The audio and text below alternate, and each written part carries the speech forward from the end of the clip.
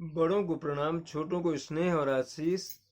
मैं हूँ राजेश त्रिपाठी। स्वागत है आपका मेरे चैनल धर्म दर्पण में। आपसे आग्रह है कि इसके वीडियो लाइक और शेयर करें और कृपया मेरे चैनल धर्म दर्पण को सब्सक्राइब कर लें। हम लोग इसमें राम कथा भी सुनाते हैं आपको अर्थ के साथ, और कुछ धार्मिक प्रसंग और कथाएं भी सुनाते हैं। इसी क्रम में आज की कथा है, ये रहस्य क्या था कुंभकर्ण के 6 महीने सोने का। कुंभकर्ण 6 महीने सोता था, फिर एक दिन के लिए जगता था और भोजन वगैरह करता था। भोजन क्या करता था, वो समझिए कि बस्ती की बस्ती साफ कर जाता था। कितने मतलब जैसे विशाल काय था वैसे ही उसका भोजन भी था, और फिर 6 महीने के लिए सो जाता था। तो क्या था रहस्य, क्या किसका वरदान था कि इस तरह से वो 6 महीने सोएगा, एक दिन जगेगा, फिर 6 महीने सोएगा। कुंभकर्ण जो है ऋषि विश्रवा व माता कैकसी का पुत्र, वो लंकाधिपति रावण का छोटा भाई था। उसके पिता तो ऋषि थे, लेकिन माँ कैकसी जो थी वो राक्षसी थी, इसलिए उसको कुंभकर्ण को राक्षस कुल में उत्पन्न माना गया है। विराट शरीर वाला था और एक बार में बहुत अधिक भोजन करता था। उसके चलते पृथ्वी पर जो अन्न भंडार की कमी होने लगी थी। यही वजह है कि उसे 6 महीने सोने और 6 महीने जगने का वरदान मिला। इसे वरदान नहीं, आप चाहें तो श्राप भी कह सकते हैं। लेकिन वह सब हुआ कैसे, इसके पीछे भी एक कहानी है। पहले उसके विचित्र नाम कुंभकर्ण के बारे में जान लीजिए कि क्यों इसका नाम कुंभकर्ण पड़ा। कुंभ का अर्थ होता है घड़ा और कर्ण का अर्थ होता है कान। बचपन से ही इसके जो है बड़े बड़े कान थे, इसीलिए इसका नाम कुंभकर्ण रखा गया। और उसमें बहुत बल था, भोजन भी बहुत करता था। कहते हैं कि जितना कई नगरों के लोगों का भोजन होता था, उतना भोजन वो कुंभकर्ण अकेले खा जाता था। हम यहाँ उसकी पत्नियों और बच्चों के बारे में बताने जा रहे हैं। कुंभकर्ण रावण का छोटा भाई तथा ऋषि विश्रवा का पुत्र था। कुंभकर्ण के पिता ऋषि विश्रवा जो है थे, वो विद्वान थे। उन्होंने कुंभकर्ण को शिक्षा दी, इसलिए उसे तमाम वेदों और धर्म अधर्म की जानकारी थी। वो भूत और भविष्य का ज्ञाता था कुंभकर्ण।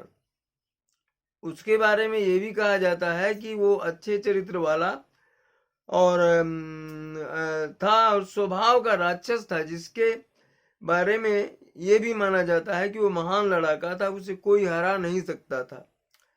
हालांकि जब वो भगवान राम से युद्ध करने पहुंचा तो वहां उसने बड़े पैमाने पर सैनिकों बानरों को मार दिया। बाद में श्री राम के बाणों से उसकी जो है मृत्यु हुई कुंभकर्ण की।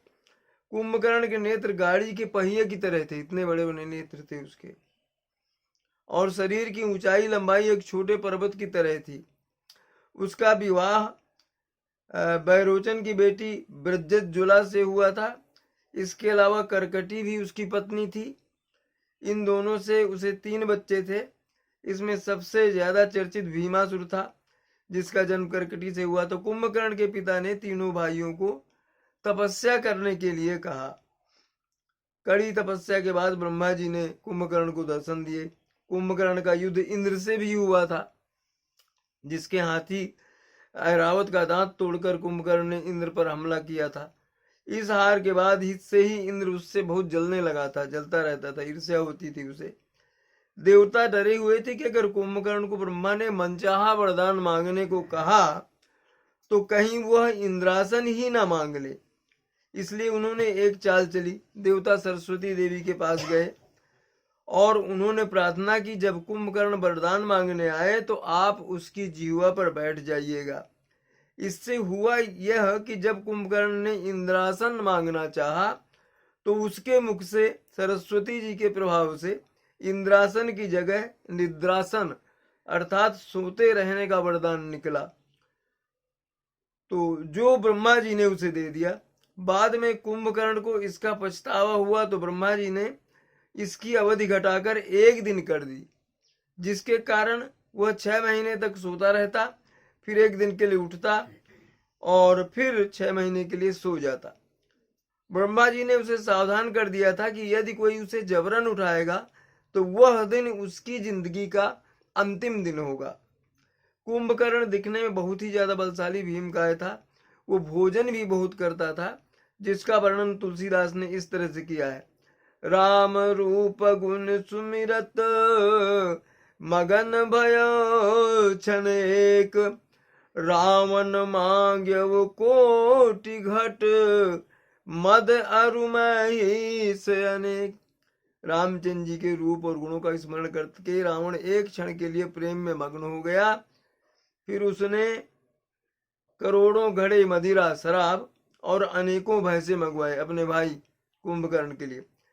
महिष खाई करी मदिरा पाना, गर्जा वज्राघात समाना, कुंभकर्ण दुर्मद रण रंगा, चला दुर्ग तजि सेन न संग। अर्थ यह है कि भैंसे खा करके और मदिरा पी करके वो बिजली गिरने जैसी आवाज के समान गरजा। घमंड में चूर था और उत्साह से पूर्ण कुंभकर्ण किला छोड़कर चला। उसने सेना भी साथ नहीं ली, इतना ये था। ऐसा भी कहा जाता है कि रावण ने जब ब्रह्मा जी के कुंभकर्ण को दिए हमेशा निद्रा में रहने की बात सुनी थी, दुखी हो गया था। उसने ब्रह्मा जी से याचना की थी कि जिस मनुष्य को आपने बनाया है उसे आप इस तरह जीवन भर के लिए नींद में सुलाकर उसका जीवन मृत्यु से पहले ही समाप्त कर देंगे। रावण का अपने भाई के प्रति प्रेम व कुंभकर्ण का दुख देखकर भगवान ब्रह्मा को उन पर दया आ गई। उन्होंने कहा कि ब्रह्मवाक्य झूठा तो नहीं हो सकता, लेकिन एक काम कर देते हैं, कुंभकर्ण को 6 माह में एक दिन निद्रा से जागने की अनुमति देते हैं। अर्थात कुंभकर्ण 6 माह तक गहरी निद्रा में सोएगा, वह एक दिन के लिए जागेगा तथा उसके पश्चात फिर 6 माह के लिए सो जाएगा। ये ब्रह्मा जी ने कर दिया। इस घटना के बाद कुंभकर्ण 6 माह तक लगातार सोता था, वो केवल एक दिन के लिए जगता था। उसी दिन सारे कार्य भोजन इत्यादि करता था। इस प्रकार इंद्र की चाल व माता सरस्वती का कारण कुंभकर्ण 6 माह तक सोता रहता था। रामायण के अनुसार कुंभकर्ण भारतीय महाकाव्य रामायण में रावण का छोटा भाई है।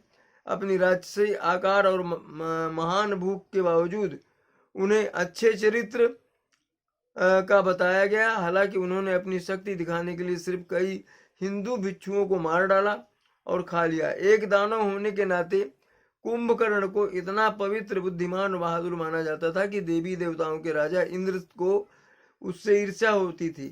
कहते हैं कि 6 महीने के बाद जब कुंभकर्ण एक दिन के लिए जागता था तो बहुत भूखा था। ऐसे में वह आसपास की सभी चीजों को खा जाता था, यहाँ तक कि मनुष्यों को भी नहीं छोड़ता था। युद्ध के दौरान रावण युद्ध में चला गया और राम और उसकी सेना द्वारा अपमानित किया गया। उसने फैसला किया कि उसे अपने भाई कुंभकर्ण की मदद की जरूरत है, जिसे तब बड़ी मुश्किल से जगाया गया। 1000 हाथियों के उस पर चलने के बाद ही वो जग पाया। जब कुंभकर्ण को राम के साथ युद्ध की परिस्थितियों के बारे में बताया गया तो उसने रावण को समझाने की बहुत कोशिश की कि वह जो कर रहा था वो गलत था। फिर भी भाई रावण के कहने पर वो युद्ध में जाने को तैयार हुआ। युद्ध भूमि में नशे में होने के बाद भी कुंभकर्ण युद्ध के मैदान में चला गया। उसने राम की सेना को तबाह कर दिया, हनुमान को घायल कर दिया और सुग्रीव को बेहोश कर दिया और उन्हें कैद कर लिया। लेकिन राम द्वारा उसका वध कर दिया गया। जब रावण ने अपने भाई की मृत्यु के बारे में सुना तो बेहोश हो गया और घोषणा की कि वह वास्तव में बर्बाद हो गया है। कुंभकर्ण के 2 बेटे कुंभ और निकुंभ जो राम के खिलाफ युद्ध में लड़े थे और मारे गए थे। तो ये थी 6 महीने कुंभकर्ण के सोने की और एक दिन जगकर फिर 6 महीने सोने की रहस्य की कहानी। आज इतना ही। फिर आगे हम लोग आपके साथ होंगे किसी नई सी अनोखी कहानी के साथ। यह वीडियो अगर पसंद आए तो इसे लाइक और शेयर कर लें और मेरे चैनल को सब्सक्राइब कर लें। नमस्कार।